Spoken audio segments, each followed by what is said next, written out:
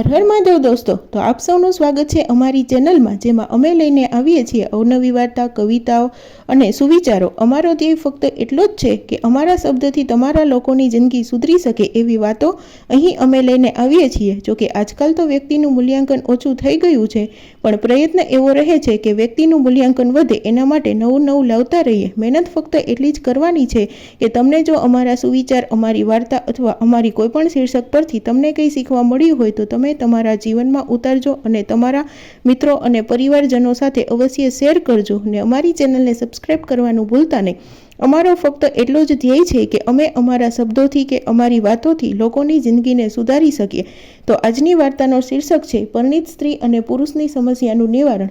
નવા લગ્ન થયા હોય ત્યારે જવાબદારીનું પોટલું માથા પર હોય, નવા ઘરમાં રચી પચીને રહેવા માંગતી હોય, નવા ઘરની રીતને શીખવા માંગતી હોય, સસરાનું પરિવારનું ધ્યાન રાખી નાપસંદ પસંદને ઓળખવા માંગતી હોય, કેમ કે તે તો પોતાના ઘરેથી એના પતિના ઘરે કેટલું બધું મૂકીને આવી હોય. આ બધામાં સ્ત્રીને ખૂબ જ સમય જાય છે, છતાંય થોડો સમય થાય એટલે પુરુષ કહે, તું પહેલાં જેવી નથી રહી, પણ ક્યાંથી રહે? જ્યારે પ્રેમ કરવાનો સમય હતો ત્યારે તમે પૈસા કમાવવામાં સમય કાઢ્યો, કેમ કે સ્ત્રીઓને પણ પહોંચાતું નથી. પૈસા ન હોય એટલે કે પૈસા નથી એટલે મારે એમની સાથે નથી રહેવું. તો આ વાત પર સ્ત્રીઓએ પણ સમજવું જોઈએ, કેમ કે લગ્ન જીવન બંનેની સમજદારીથી સારું ચાલે. પછી સ્ત્રી માથે જવાબદારી આવી કે છોકરા ભણાવવા, છોકરાને સ્કૂલ ટ્યુશન મોકલવા, તો પુરુષ કંટાળીને એની વેદના બહારની સ્ત્રીઓને સંભળાવતો થઈ ગયો. તો આમાં બંને એકબીજાનો સાથ આપવો જરૂરી બને છે. એકબીજાનો વાંક કાઢે એ તો ન જ ચાલે.